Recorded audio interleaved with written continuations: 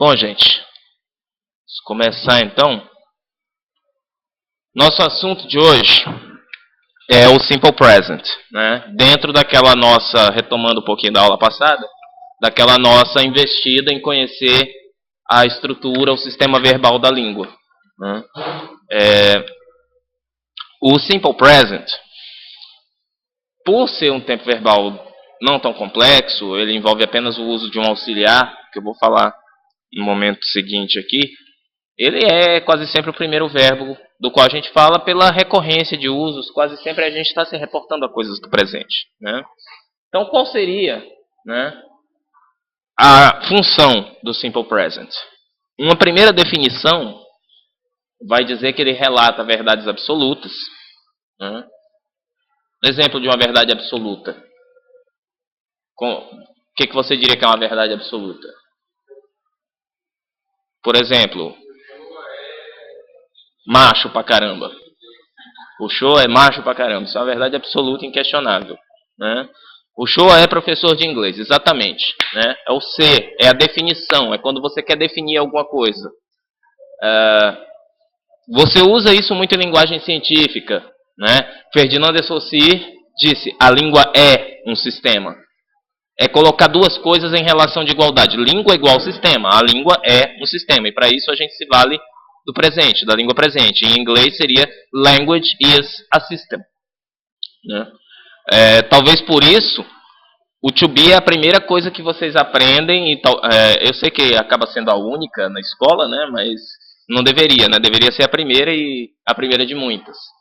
Mas é por isso que tem tanto foco de se iniciar com o presente, porque pedagogicamente ele é importante para dar sustentação aos outros tempos verbais que vão vir. E vão vir nesse curso outros tempos verbais. Pelo menos os outros dois tempos verbais simples. Passado simples e futuro simples. Então, verdades absolutas é uma das funções. O estado atual das coisas, né? O estado atual das coisas. Como que a gente poderia dar um exemplo de um relato do estado atual de algo? Minha amiga, seu nome? Poliana, disse agora há pouco: estou com sono. Ora, estou, né, já indica, até pela raiz da palavra, o estado atual em que ela se encontra, né? Em inglês isso vai complicar um pouquinho, né, porque o inglês não faz a distinção entre o ser e o estar, né? A gente vê frequentemente pessoas falando: não, eu não sou presidente da empresa, eu estou o presidente, porque é algo transitório. Em inglês, essa noção da transitoriedade, ela é contextual. Você vai ter que tirar isso do texto, não tem nada na língua, não tem um verbo específico para falar do estado das coisas. Então, a sacada do verbo to be é que ele, ao mesmo tempo, trata de relações de equivalência, uma coisa que é igual a outra, ou que é outra, né? Ou do estado, né? Uma coisa que se encontra no estado tal, né? A sala está cheia. Daqui a pouco ela estará vazia, né? Isso é transitório. Para relatar fatos e pessoas, né? Para falar de fatos e pessoas, então ele é o Felipe. Também é uma forma de dar uma definição, né? Uma verdade absoluta. No caso, usando do elemento visual referencial, né? Do pronome ele, né? E para falar de coisas que são costumes e hábitos regulares, né? Rotinas.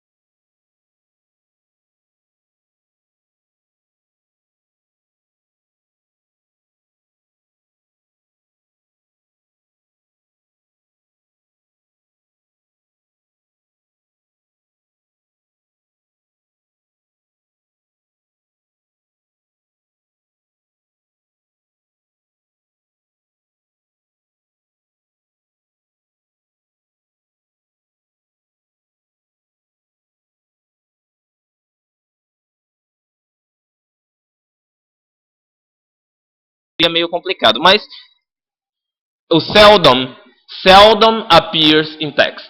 Ou seja, o raramente, dado pelo seldom, raramente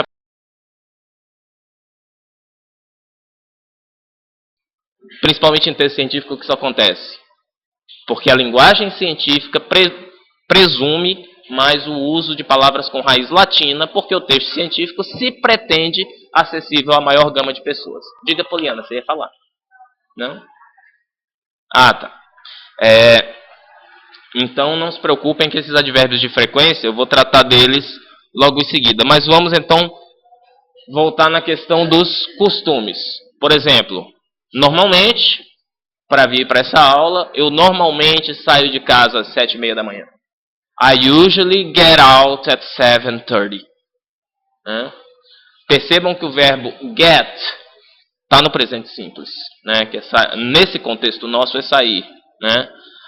I normally have lunch at midday, né? Então normalmente eu almoço, né? Cuidado com o falso cognato, não é eu lancho, eu almoço ao meio-dia, né? Lanche vai depender muito do que você... Porque aqui no Brasil o lanche ganhou vários sentidos, né? O lanche pode ser à tarde, pode ser à noite. Então, isso. O lanchar dessa questão da refeição rápida seria have a snack, né? Comer uma besteira, né? Um salgado, alguma coisa assim. E o lanchado, o café da manhã seria breakfast, né? Have breakfast.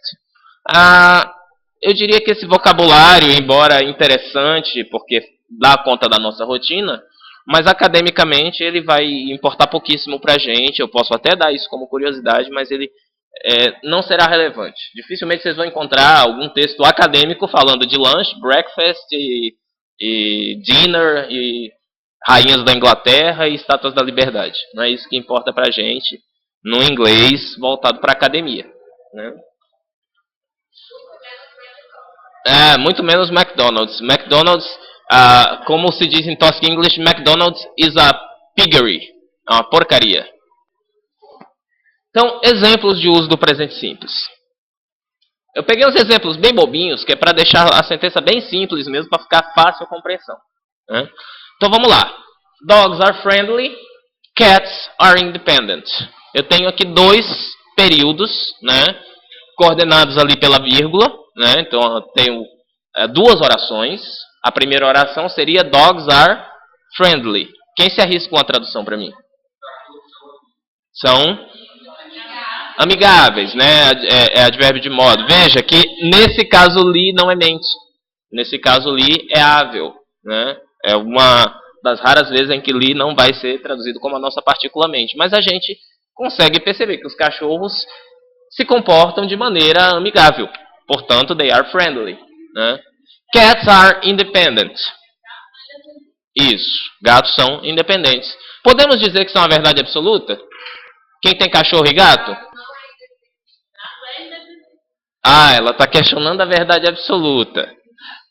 Digamos assim, então nós já vamos problematizar a questão de relatar verdades absolutas, tá?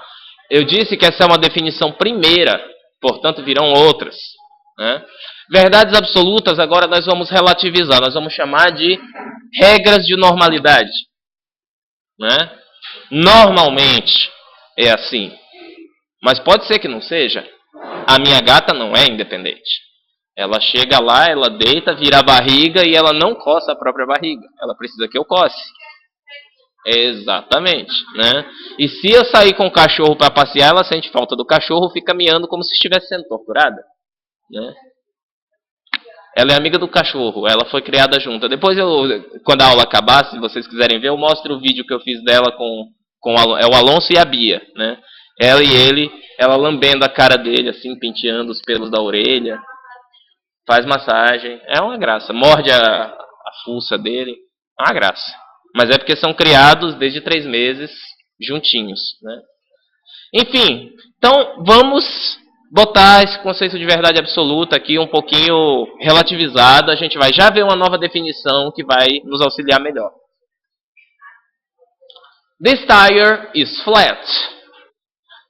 This tire is flat é o estado de alguma coisa. Quem se arrisca numa tradução? Este tiro foi flatulento? Não. Tire. Quem gosta de carro aqui? É uma parte do carro. Tá difícil, né? Vocês vão precisar... Por enquanto, vocês só têm o this e o is. Então...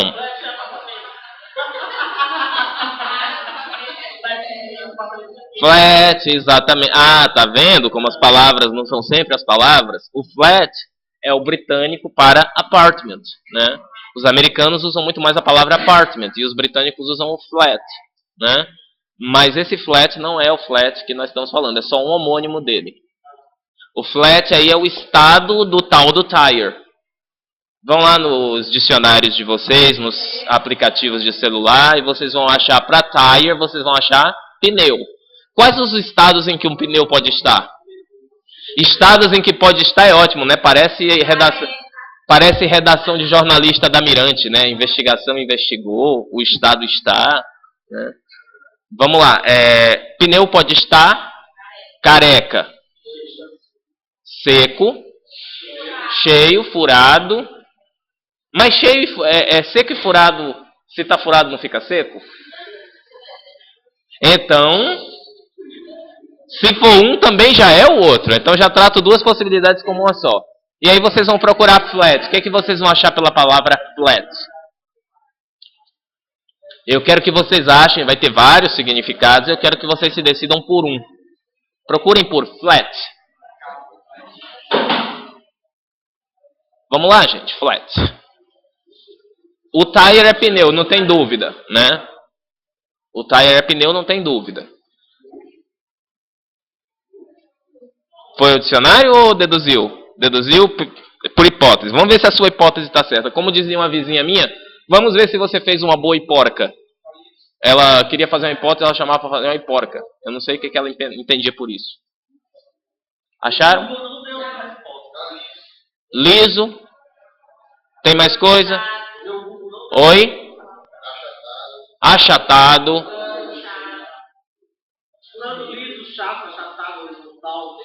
Liso, chato, achatado, horizontal. Qual é a maioria dos conceitos? É de careca ou é de furado?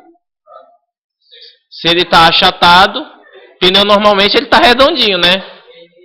Quando ele fica achatado é porque vazou, né? Enfim, this tire is flat é o estado de alguma coisa. É o pneu que está... Não posso dizer que está furado, mas posso dizer que está murcho, né? Está seco. Isso. E aqui um exemplo de ação costumeira. She goes to class on Tuesdays and Thursdays. Tuesdays and Thursdays são os nossos dias de aula, né? Então eu digo aqui sobre a minha amiga Dona Cleane. She goes to class on Tuesdays and Thursdays.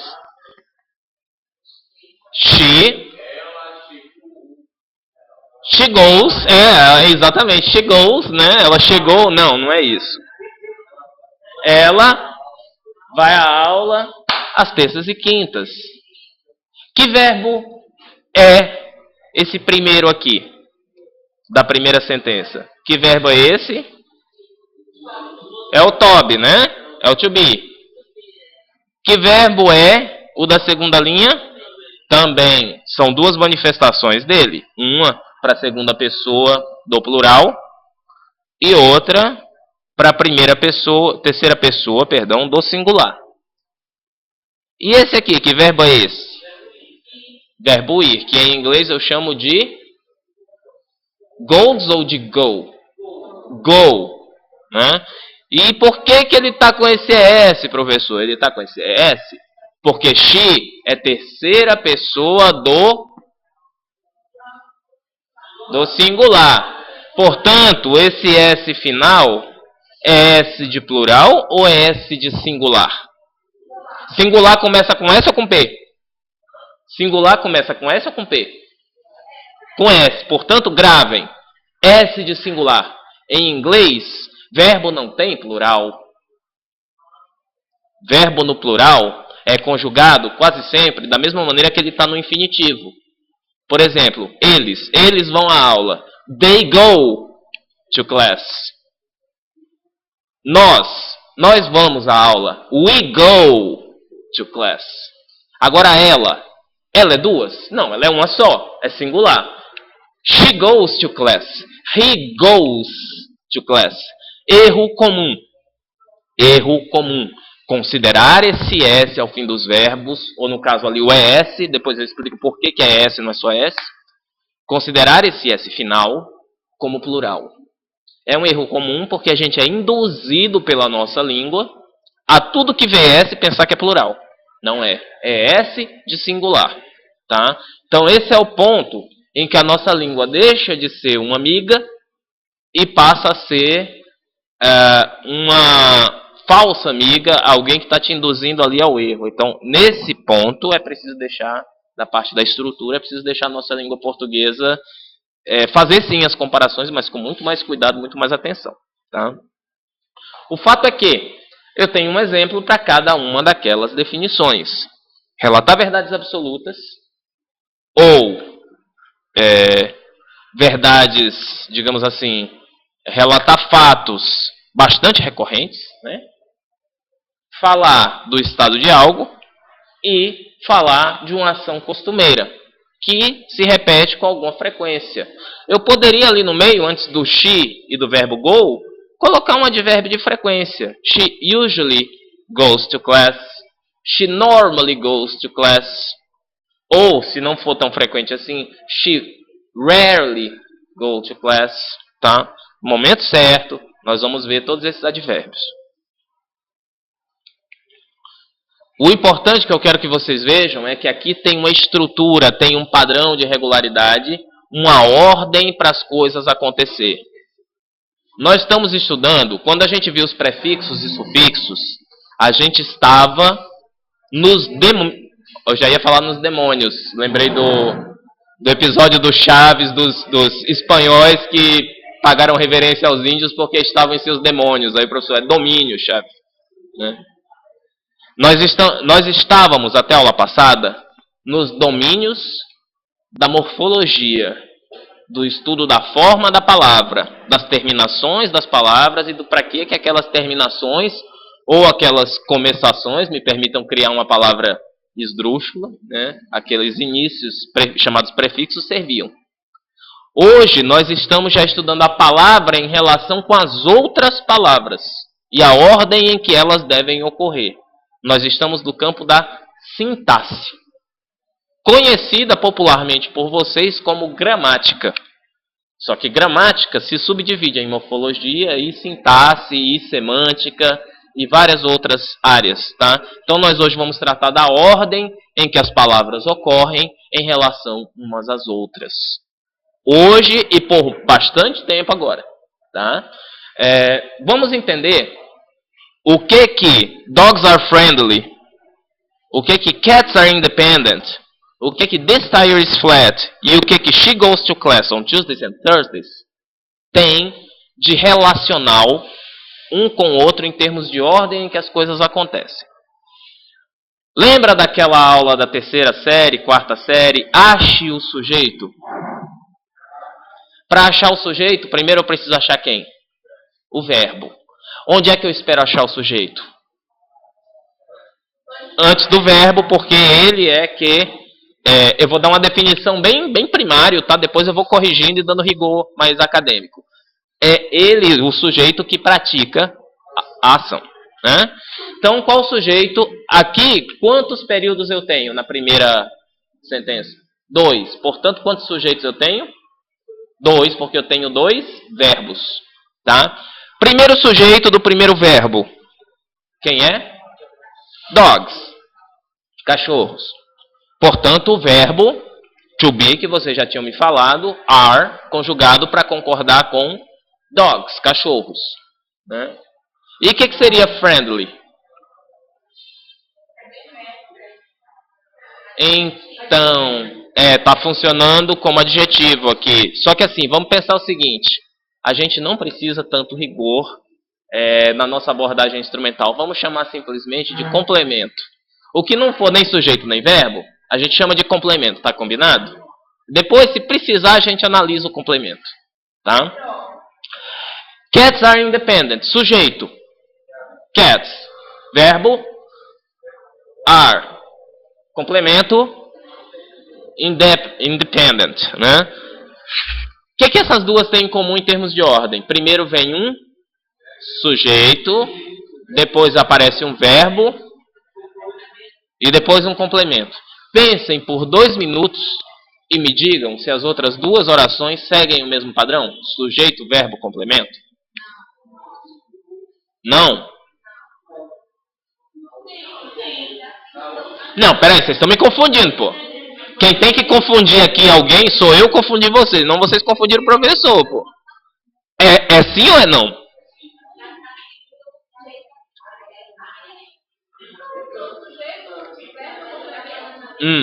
Faz o seguinte, para simplificar, vamos simplificar.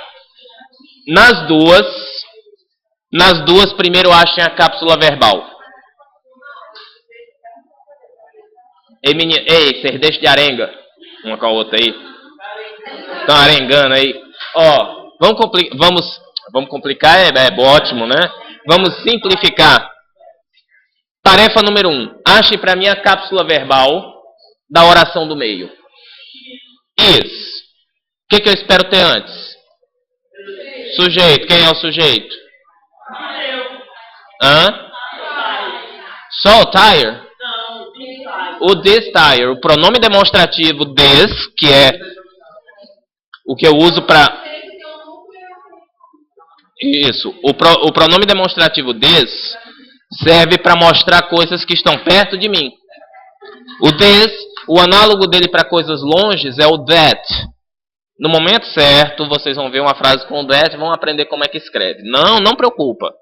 Ok? Baby, don't worry. Ok? About a thing.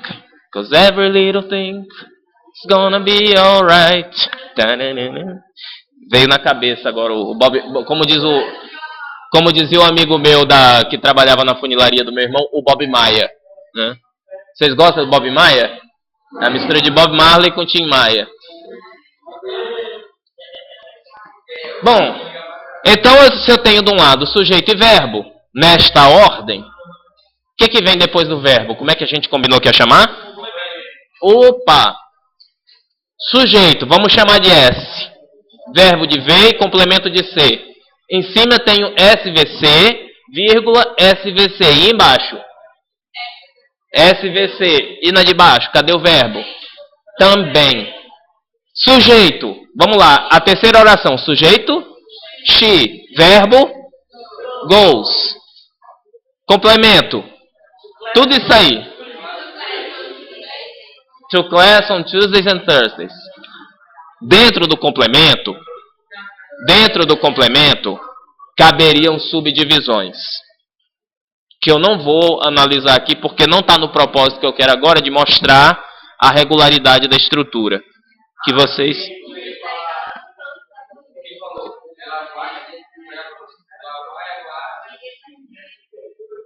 As terças e quintas.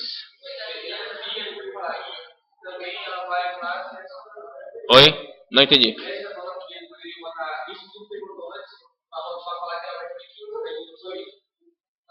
Não entendi, Felipe, sua questão. Olha só, deixa eu ver se você entende agora o propósito. Aquele to class on Tuesdays and Thursdays é para onde ela vai. É o objeto da ação dela. Né? E quando isso acontece. Para simplificar, eu estou chamando tudo de complemento.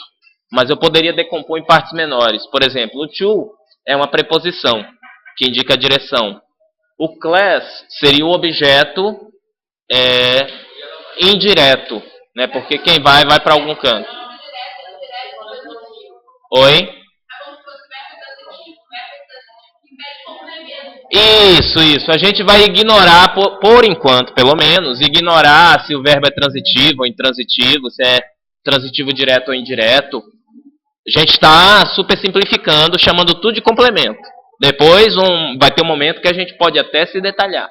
Tá? O que eu quero que vocês percebam e se convençam é que A estrutura do presente simples é dada por sujeito, em seguida a ocorrência de um verbo e depois tudo aquilo que eu chamo de complemento. Isso vale para sentenças afirmativas. Tá? Na verdade, o certo seria dizer, os livros normalmente tratam como afirmativo.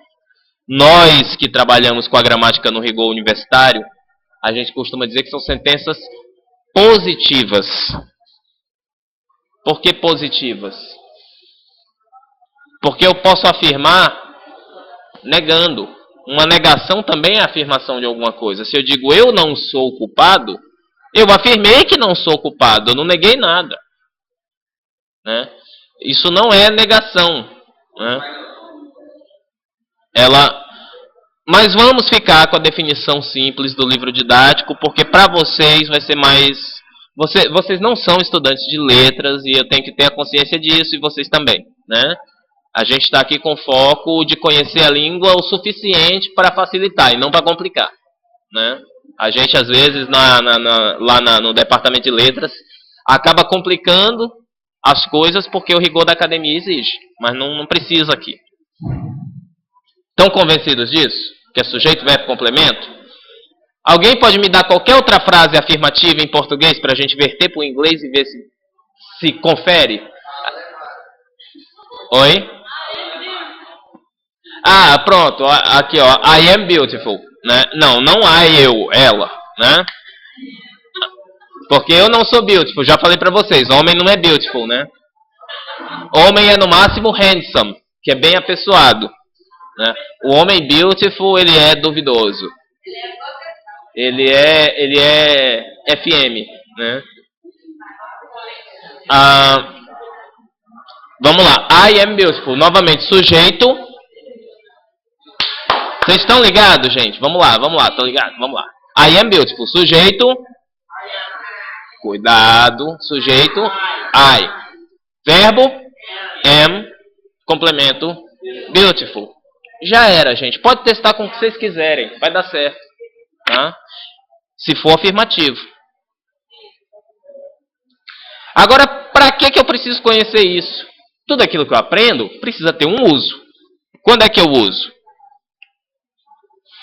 Embora a nossa definição lá do primeiro slide falasse, né, que o simple present é usado para descrever as verdades absolutas, essa definição aí não é tão precisa. Sabe por que não é precisa? Dá uma olhada nessa sentença. Unicorns are blue. Traduz para mim. Unicorns are blue. Os unicórnios são azuis. Isso é uma verdade absoluta ou uma mentira absoluta? Primeiro, os unicórnios não existem. E se existissem, não seriam brancos, seriam talvez marrons, mas nunca azuis. Vocês já viram o cavalo azul, equino azul? Só se pintassem, né? Levassem ele na clínica veterinária, já viram aquelas coisas ridículas que fazem nos pobres dos poodle? Pinta de rosa, de azul.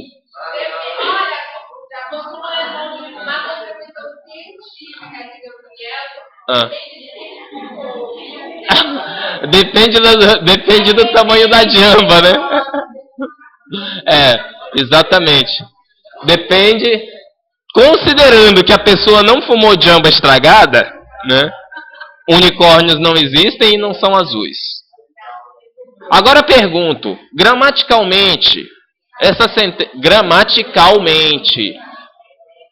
ou melhor, gramaticalmente é muita coisa, pode ser morfológica, pode ser semântica. Sintaticamente, em termos de ordem das palavras, essa sentença está bem formada? Semanticamente, do ponto de vista do fazer sentido, essa sentença é bem formada? Do ponto de vista do fazer sentido?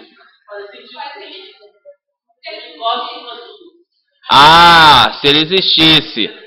Olha só, se eu disser Vamos pensar um pouco. Vocês estão tendo lógica, não estão? Já viram lógica aristotélica? Lógica aristotélica, verdadeiro e falso? Se eu assumo. Isso. Se eu assumo que unicórnios existem, é válido falar em unicórnios azuis? Sim.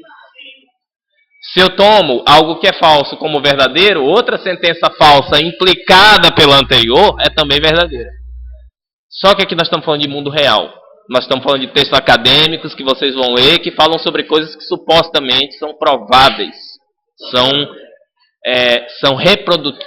Que podem ser reproduzidas em laboratório, ou provadas, ou pelo menos evidenciadas. Unicórnios não são do mundo real, portanto não podem ser azul. Isso não é verdade absoluta. Isso é uma verdade extremamente questionável. É totalmente contestável dizer que unicórnios são azuis, embora o presente simples está ali bonitinho, sujeito, verbo, complemento. Então, uma melhor definição diria que o presente simples é usado na modalidade assertiva da linguagem. E o que é isso? O que quer dizer falar de maneira assertiva? O que é? Fulano de tal, gostei daquele candidato, ele foi muito assertivo nas suas propostas. Assertivo é uma coisa que não deixa muita margem para dúvida. É a clareza, é a objetividade, é o afirmar sem deixar questionamento. Né? Professor, eu venho à sua aula amanhã. Eu venho, pronto, acabou. Está determinado a fazer isso. Né?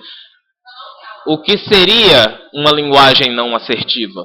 O que seria o oposto de assertivo? Seria o modalizado.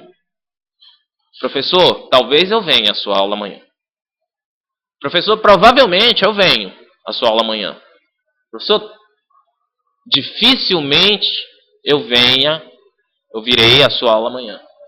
São frases modalizadas, deixam margem para o famoso puede que sim, puede que não.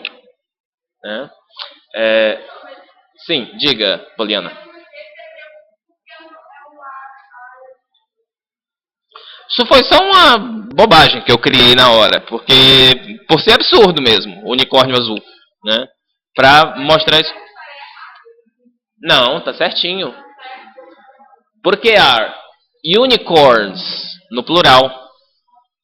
A unicorn is blue. Unicorns no plural are blue. Tá? Então vejam, a modalidade assertiva da linguagem é a modalidade mais usada, por exemplo, nos nossos amigos lá do C7, das ciências exatas e naturais. Ditas exatas, né? Porque de exatas tem pouco também. Mas essa linguagem de demonstrar, argumentar, provar que isso é de tal maneira.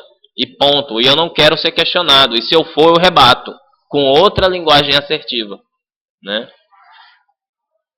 Opa, voltamos.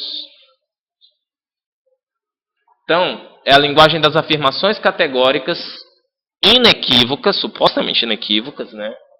E conclusivas. Né? Muito comum nas chamadas ciências positivas. Tá?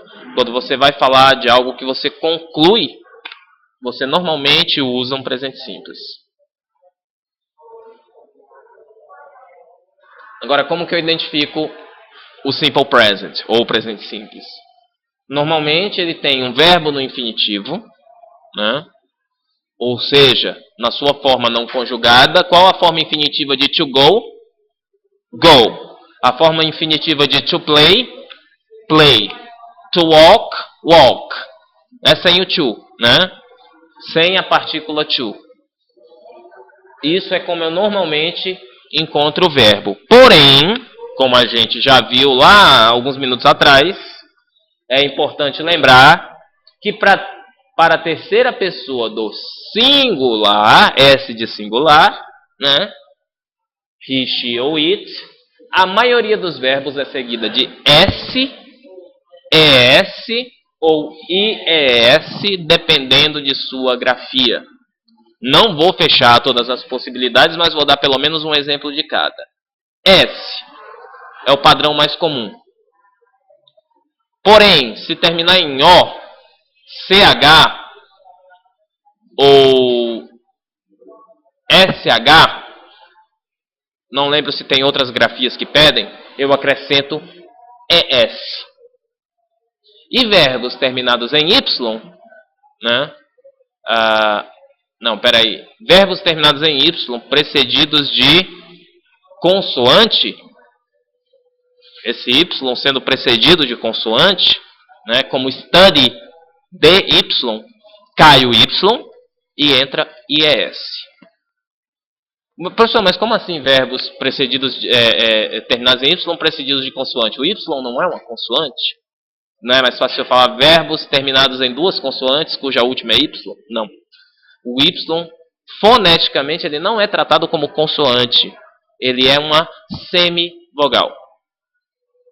Tá? Vocês aprenderam lá no primário vogal consoante. Tem um negócio no meio chamado semivogal. Tá? Isso é da ordem da fonética, também não vem ao caso, mas só para explicar por quê. Né? Pega o verbo to watch. I watch TV in the mornings. Esse é o padrão. O nome do verbo é to watch. Quem foi-se embora? O to. I watch TV in the mornings. Está funcionando a regrinha do sujeito, verbo, complemento? Sujeito, I. Né? Verbo, watch. Cadê o complemento? TV in the mornings. Vocês seriam capazes de jogar esta sentença, por favor, para a terceira pessoa do singular, para he? He. Tira o I e põe he. Que outras modificações a frase vai pedir?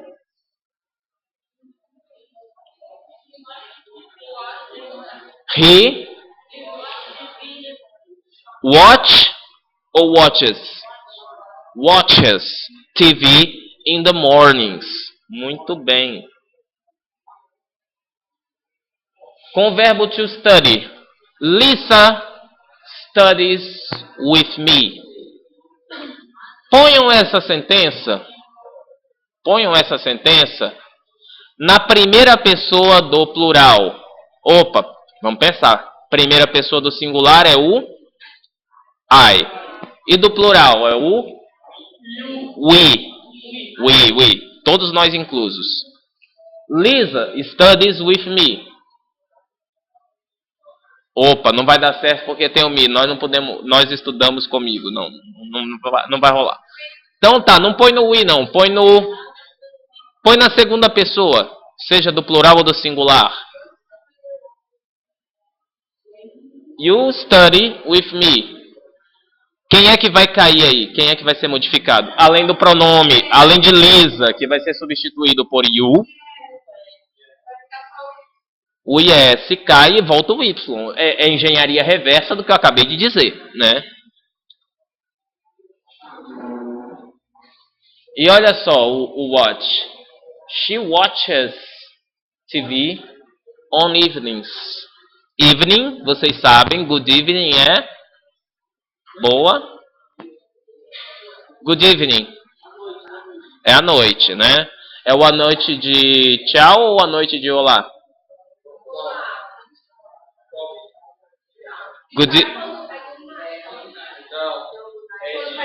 Tem good night e tem good evening. Os dois são pra noite.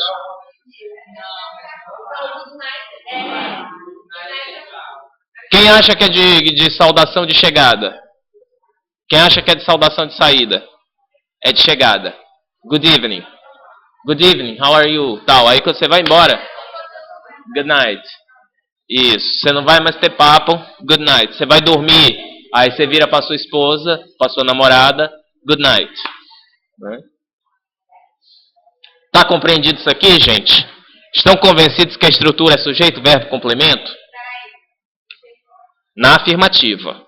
Estamos falando só de frases afirmativas. Sim? Podemos ir adiante? Entenderam o porquê desse S? O O, H e o CH substitui S. Isso. E o SH também. Oi? Só o Szinho é regularidade, são todos os outros casos. Tá? Digamos, são 85% dos casos, é isso. Né? Vocês estão convencidos? Então, toda vez agora que vocês virem um verbo e olharem que ele termina com S, porque, convenhamos, o que termina com ES ou com IES termina também com S. Né? Tudo tem S. Se vocês olharem para um verbo, reconhecerem a estrutura de um verbo e o S no final, do que vocês vão desconfiar? Opa!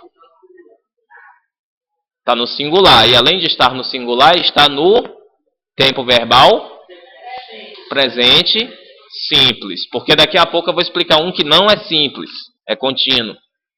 Calma lá. Né? Então, olha o verbo. Isso, a gente vai chegar já nas interrogativas e negativas.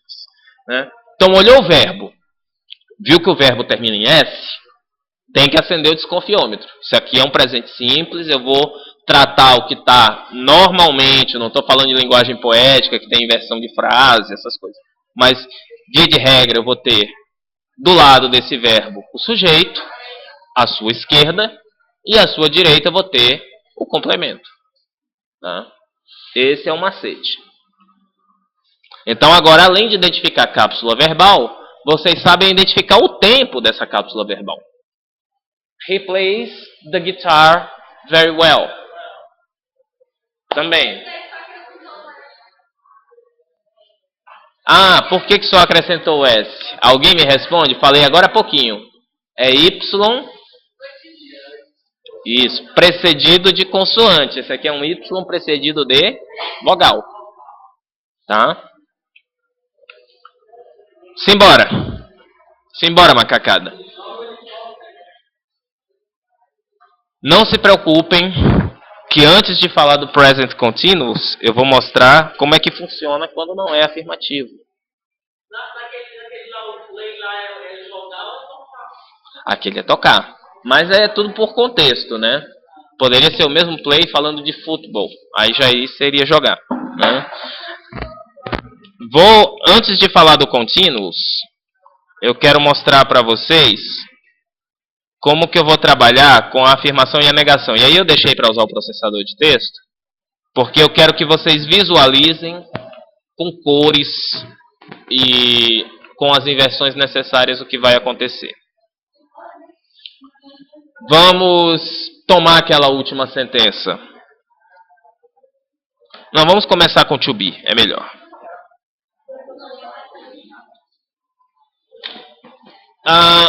Imaginemos que eu chego aqui no primeiro de aula e falo para vocês, bom gente, bom dia, I am the teacher. Ou melhor, né? The professor. Sabem a diferença? Teacher e professor. Vocês acham que professor é Tosca English ou existe mesmo? Professor é Tosca English ou existe mesmo? Tem uma diferença.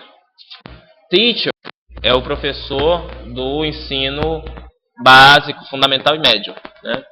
Professor é aquele que está na academia. Não necessariamente. É aquele que aula no... na minha época a gente chamava de terceiro grau, né? Agora é ensino superior. Né? Então, quando eu digo I am the professor, é a mesma coisa que dizer I equals professor.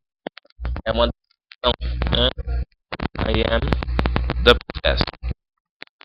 Isso aqui é uma afirmação ou eu estou negando? Estou afirmando. Em inglês, como que eu digo que não as coisas? Isso. Mr. Falcon. Eu não sou cachorro, não. I'm not dog, no. I am not the professor. Professor, quando que eu vou usar o not? Quando que eu vou usar o no? Só um minutinho, gente. Quando que eu vou usar o not? Quando que eu vou usar o no?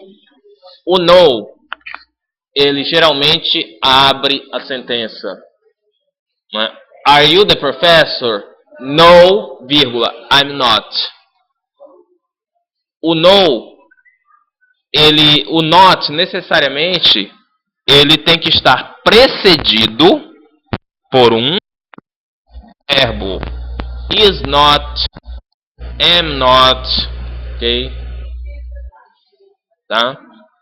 Por esse verbo to be. Então, I'm not the professor. E agora aqui, ao inserir esse not que está em vermelho, eu tenho a estrutura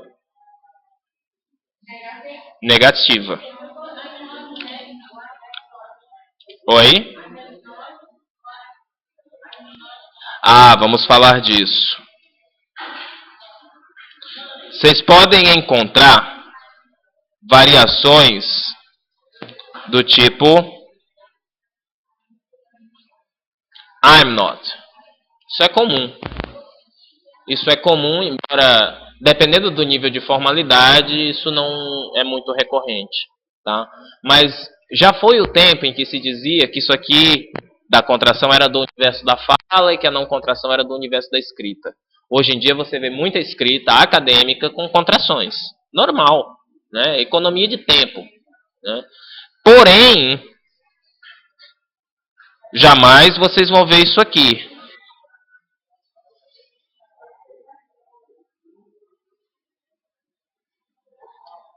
Vou fazer só para vocês verem que não existe, tá? Isso não existe. O am não se contrai com o not. A primeira pessoa do verbo to be, que é o am, jamais será contraída com o not. Ela só pode ser contraída com o pronome I. I'm not. Tudo bem? Chegou já lá. A gente vai trabalhar a próxima sentença com outro pronome. Aí eu vou mostrar como sim, como é possível, né, o she isn't. Né? Voltando aqui então, I'm the professor seria a estrutura afirmativa. I am not the professor é a estrutura negativa. E para fazer a bendita da pergunta, como eu faço? Oh, meu Deus. Bom, eu vou tratar a coisa do ponto de... Eu vou trabalhar todas. Digamos que a afirmativa é a base dos outros dois modos, interrogativo e negativo. Ok? É sempre a partir da afirmativa que eu vou construir os outros modelos. Eu peço licença agora a vocês aqui para entenderem que o que eu vou fazer aqui é um absurdo do ponto de vista da produção de sentidos. E que é só para mostrar uma regra gramatical para vocês. Porque um dos grandes equívocos, e já tiraram muito sarro por certos métodos de ensino de inglês funcionarem assim, é o cara chegar, olhar para o outro e falar: vem cá, a minha blusa é lilás. Das duas, uma, ou você é cego ou muito burro. Porque você não está vendo? Tá de gozação comigo, né? A resposta padrão para isso deveria ser: do you think I'm a fool? Você acha que eu sou tonto? Né? Mas por que alguns métodos insistem nisso? Porque querem demonstrar a estrutura da coisa. Suponhamos que eu tenha perdido a memória da mesma maneira que o mestre chinês. Eu já contei para vocês do mestre chinês? Na Universidade de Harvard? Não foi em Harvard, foi no MIT.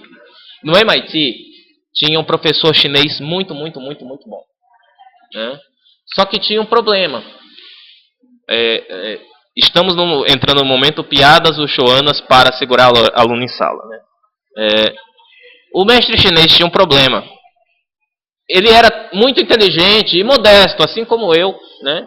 Mas ele era tão inteligente que os alunos não conseguiam acompanhar o raciocínio dele. Né? Ele não era muito didático. Ele era professor de cálculo, e à medida em que ele ia calculando com uma mão e escrevendo com a outra, ele vinha com o apagador já eliminando de tão inteligente que ele era. O QI do cara, o QI de uma pessoa normal é o quê? Deve ser em torno de 80, né? O QI do cara era 160. Aí, velho, os alunos não aguentavam. Nessa universidade, por ocasião da necessidade, os alunos de engenharia elétrica desenvolveram uma máquina de redução de QI. Aí vamos testar. Com quem que vamos testar a máquina de reduzir QI? O mestre chinês. Vamos pegar o professor chinês e colocar aqui, vamos, né, ver se a máquina funciona. Belo dia, os alunos confabularam, o aluno adora confabular contra o professor, né? Confabularam, veio um com um taco de beisebol por trás do mestre chinês, pá, deu-lhe uma paulada, derrubou, botou na máquina de reduzir QI, botaram aqueles eletrodos, capacete e tal, e ligaram a máquina, né? O QI do cara era 160, foi reduzindo. 160 pulou para 140, 120, 100, 80. Quando chegou em 80, ele falou, desliga que tá beleza. Tá no nível de uma pessoa normal. Vamos deixar ele aqui um pouquinho mais inteligente que a gente, com 80, né? Que é pra gente poder adquirir alguma coisa. Mas tá bom, desliga. Foram desligar, a chave estava enterrada. E o QI do cara caindo. O QI do cara de 80 foi 60, 40, 20, zerou. Quando zerou, começou a regredir. Menos 20, menos 40, menos 60. Os caras, vai, desliga, pelo amor de Deus, vamos perder o professor, cara. Alguém teve uma brilhante ideia quando o QI do cara já estava em menos 200. Alguém teve uma brilhante ideia, falou, alguém desliga a chave geral ou corta o fio da energia. Foi lá, o cara com o alicatezinho, pá, cortou o fio. Aí, pá, deu uns 10 minutos, o professor nada de acordar, os caras vieram jogar um balde d'água nele, pra ele acordar. Ele acordou, desesperado, botou a mão aqui no capacete. Ó, cralhos, a que diabo estou cá a fazer no cabeleireiro? Então, se porventura eu perdesse a memória, e assim como o mestre chinês não soubesse mais que diabos estou cá a fazer no cabeleireiro, e eu não soubesse mais que era o professor de vocês, qual pergunta eu vos faria? Partindo, voltando aqui, vamos deixar sem contrações por enquanto, tá? Partindo da estrutura afirmativa I am the professor, em português a gente apenas muda a entonação, não é isso? Afirmação, eu sou o professor. Pergunta de quem perdeu a memória, gente, eu sou o professor? Aí um aluno menos avisado ia só mudar a entonação e trocar a pontuação. I am the professor. Qual o problema aqui? Na língua inglesa, com o verbo to be, que é um verbo autossuficiente, snob, petulante, que não se mistura com outros verbos, ele não precisa de auxiliar. Com o verbo to be, que faz tudo sozinho, eu vou precisar, além de colocar este pontinho de interrogação, eu vou precisar marcar uma outra diferença. Neste caso, o verbo to be pula para frente do pronome I. E aí fica, am I the professor? Há uma inversão, am I? Há uma inversão entre sujeito e verbo. Se nessa aqui eu tinha sujeito, verbo, complemento, nessa daqui eu tenho sujeito, verbo e complemento também. Claro que o verbo está acrescido de not. Já nessa de baixo, a coisa funciona um pouquinho diferente. Eu tenho o verbo, o sujeito e o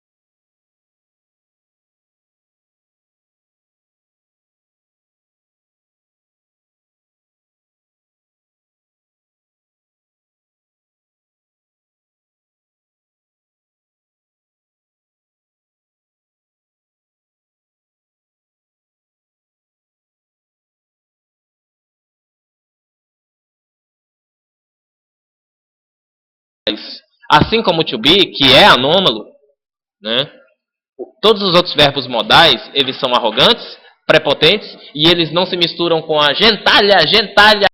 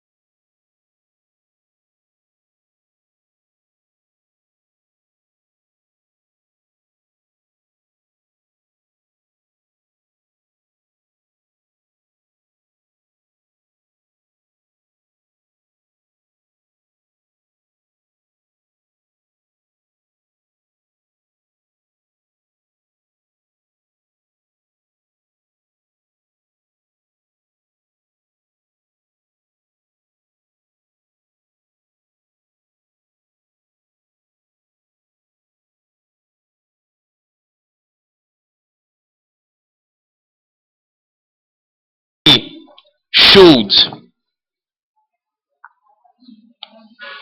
can, e o seu passado could, né? E outros carinhas que eu não vou detalhar todos aqui, mas não são muitos, eles são chamados verbos anômalos, né? E no caso do should, do can, do may, são verbos modais. Opa, lembra que eu falei de frase assertiva e frase modalizada? Modalizada é a frase que recorre a um modal, para tirar dela a força da afirmação. Nós vamos ter um momento só para estudar verbos modais. O que eu quero dizer com isso? Todos esses caras são arrogantes, prepotentes e não se misturam com a gentalha. Eles sim são invertidos com o sujeito para se fazer a interrogativa no presente simples. Todos os demais, que são a grande maioria, vão precisar de um verbo auxiliar. E é agora que entra o nosso conhecimento do verbo auxiliar. Tá? Só antes, para a gente sair do lugar comum, vamos trabalhar com um dos verbos modais, né? O verbo can, que indica habilidade física ou mental para alguma coisa. I can speak English. Tá?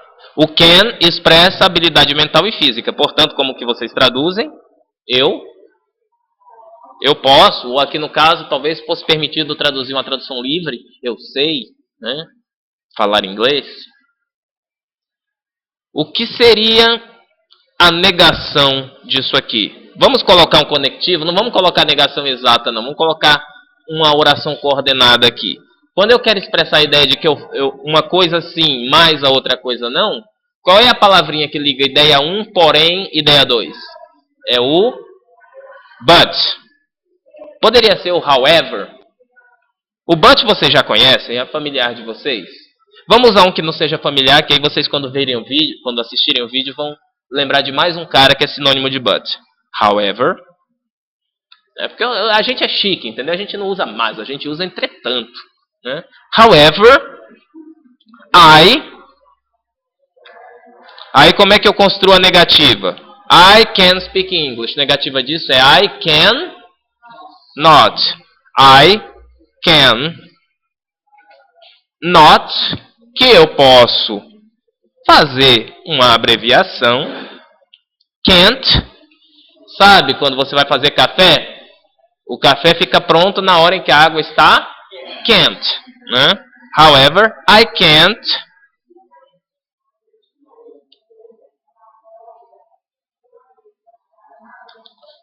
speak French, que seria francês, porque vous não parlez le français que je parle. Je parle le français tosco, que c'est très joli, très bon. Depois vocês sigam, por favor, a página do querido professor de vocês, do personagem que eu criei,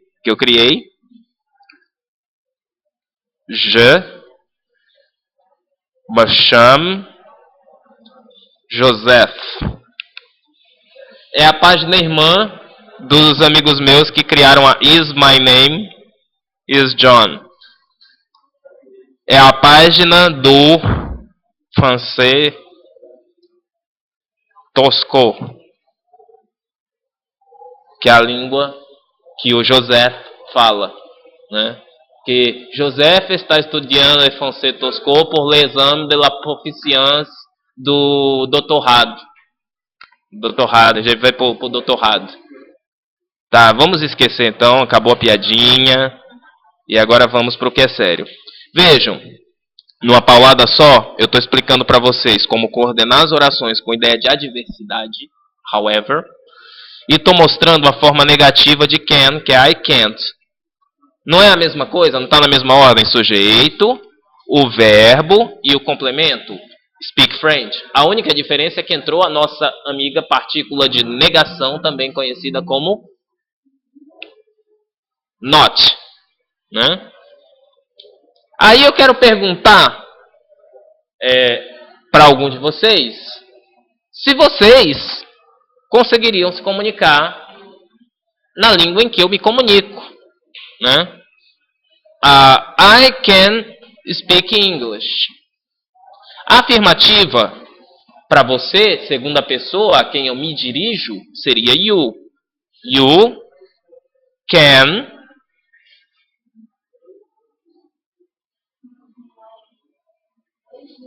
you can professor, esses quatro verbos mais speak, não só esses quatro. São todos os anômalos. Que no momento certo nós vamos saber quem são todos eles. Ou pelo menos os mais recorrentes. Tá?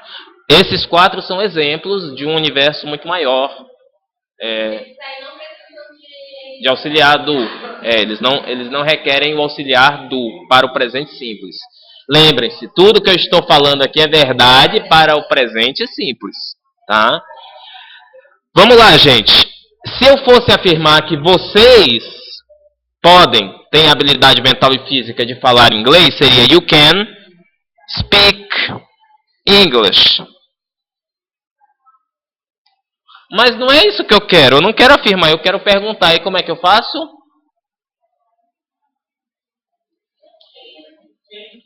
Isso, muito bem, Cássia. Can you? Há uma inversão entre verbo e sujeito. Can you speak English? Então, para fazer a interrogativa, é ponto de interrogação no final e inversão do verbo com sujeito, se esse verbo for anômalo. Por anômalo, entenda-se to be e alguns outros que nós vamos vir a conhecer. May, can, should, ought to. Tem alguns aí que a gente vai precisar tratar deles no momento certo. Tá bom? Tá entendido? Dúvidas? Então vamos aprender a usar o do. Esqueçam esses amigos aqui por enquanto. Vamos aprender a usar o do. Acontece que a maioria dos verbos não é anômalo.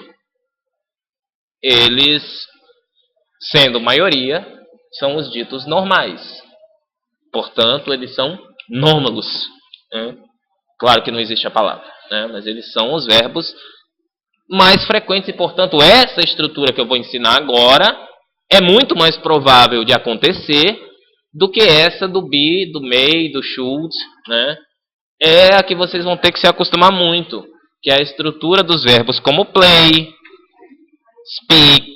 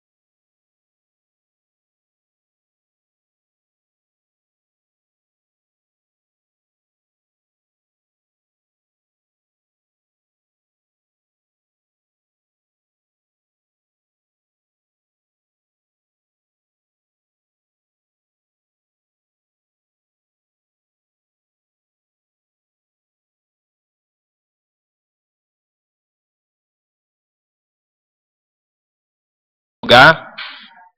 O baiano respondeu para ele: Pedro, nem me fale. Eu estou imaginando é quando chegar o cimento e a pedra, o trabalhão que a gente vai ter.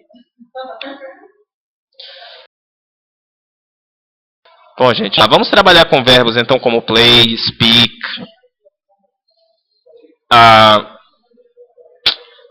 Vai lá, gente. Study. Walk. Tá bom, vamos trabalhar com um desses aqui. Vamos escolher um para trabalhar. Escolha um dos 4. Play, speak, study ou walk. Walk. Então alguém anda. Quem é que anda? Me ajudem aqui a construir uma oração afirmativa. Michael Jackson, ele não anda mais. Outro dia eu vi um meme muito engraçado no Facebook. Os caras, quando eu penso que minha situação financeira se resolveu, ela resolve fazer o moonwalk, né? Lembra do moonwalk do Michael Jackson, andar para trás? Né? Vamos lá, walk. Nós, como pessoas saudáveis, nós andamos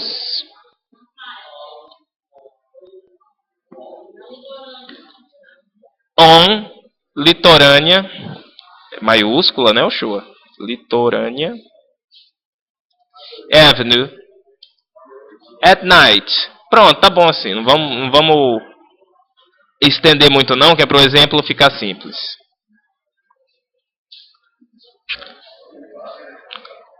Bom, eu como bom profissional da área de letras, mas não só, todo aluno universitário tem que ter isso ativado em suas máquinas, eu tenho um corretor ortográfico e gramatical ativado.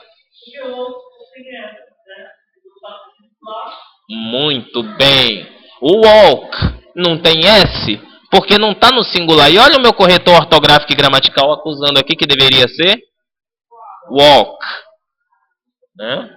Então, muito bem lembrado, Cássio, obrigado. Eu fiz de propósito para ver se vocês pegavam. Obviamente, litorânea ele não vai achar, porque litorânea não se traduz. Então, we walk on Litorânea Avenue at night. Ótimo. Só que isso somos nós que somos saudáveis. Aí vem um grupo de sedentário e fala pra gente, nós não. We walk. Aí vamos pelo input que eu estou tendo de vocês. Cássia me sugeriu we not walk. Mas vem cá, lá em cima não era can not? Primeiro o verbo e depois a negação? Deixo assim ou mudo? O que vocês acham? Mudo. Então seria walk not? Por um raciocínio ainda rudimentar. Nós não temos compromisso com o acerto. Nós estamos com compromisso com a descoberta. We walk. Vamos pôr entre parênteses o que a gente não tem certeza. We walk not. E o resto é igual, né, gente? Então vou dar um belo de um Ctrl+C, Ctrl+V. Vou dar uma de aluno em fim de curso escrevendo monografia picareta. Faltou one. Obrigado. É o cúmulo da incompetência. Nem Ctrl+C, Ctrl+V sabe dar. Vocês sabem qual o cúmulo da incompetência intelectual? Ser reprovado no exame de fezes.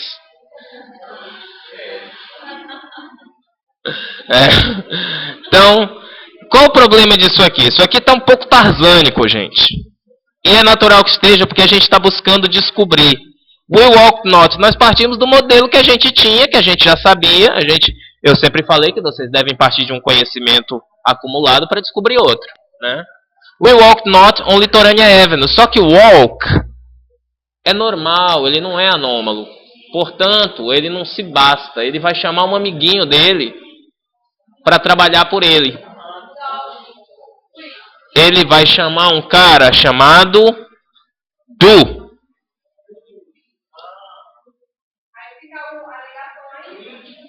Isso. Vocês sabem aquele desenho? O Dudu e o Edu?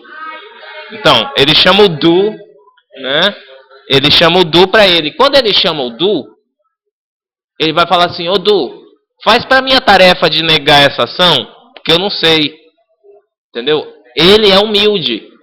ele se vê como incapaz de ser negado. Então ele fala, Du, faz isso para mim.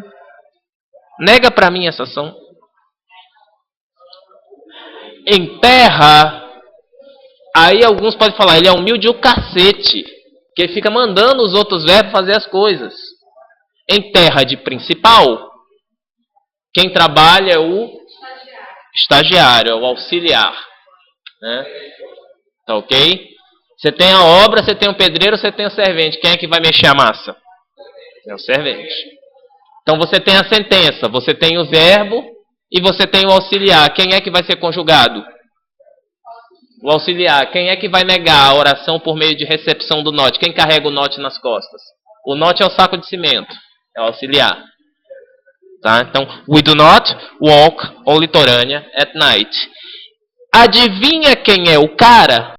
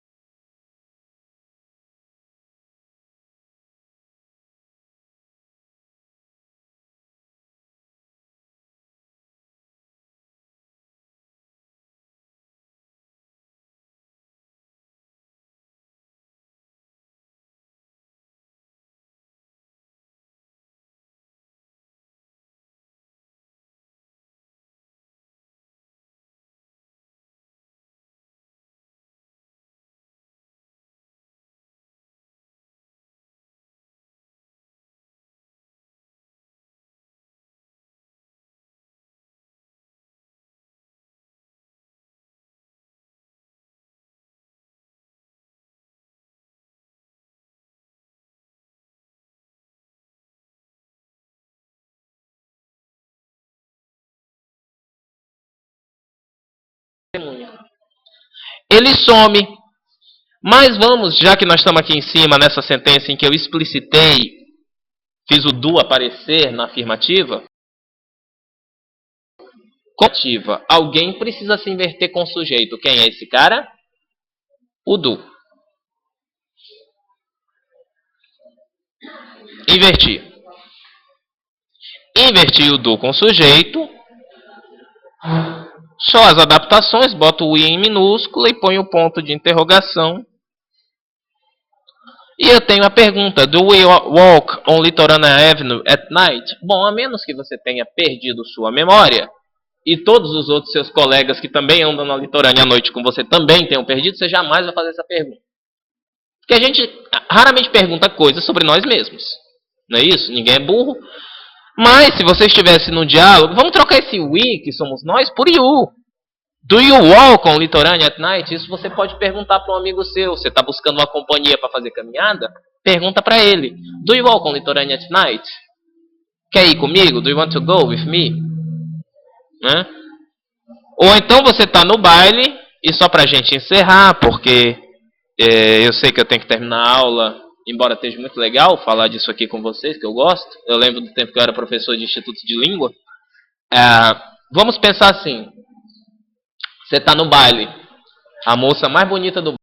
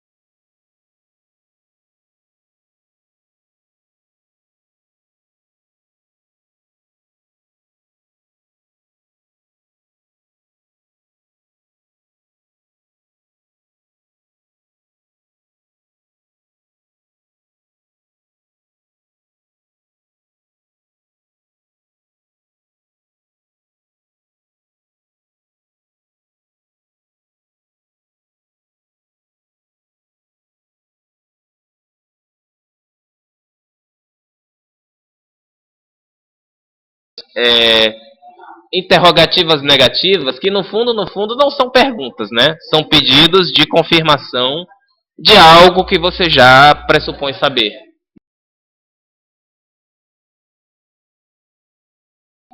Significa que eu suspeito que você seja. Eu quero a sua confirmação. Não. A aula que está no SIGA foi a dos prefixos e sufixos. Tá? Essa daqui já é a aula 8, que deve subir para o SIGA até a sexta-feira. Só uma coisa, quinta-feira, como é que tá o calendário da UFMA? Tá como feriado? Tá, então beleza. Beleza então, gente. A gente se vê então na semana que vem, na terça-feira, tá? Um grande abraço. Vocês têm alguma dúvida antes de ir embora? Pelo amor de Deus. Ah, tá. O computador voltou, eu posso fazer. Want to dance. Porque o wanna é o que a gente chama de não gramatical. Ele é coloquial. Wanna. Na música tá wanna. Porque a música, primeiro, a música precisa ter métrica, né? Tem que caber. Na música tem que caber. A palavra tem que caber dentro do ritmo, né? Da métrica do poema. Então, é um dos motivos. Segundo, que a música pode se permitir esse coloquialismo que nós, acadêmicos. Ele existe, embora ele seja, como a gente diz, ele é não gramatical. Né? Ele não é do inglês padrão.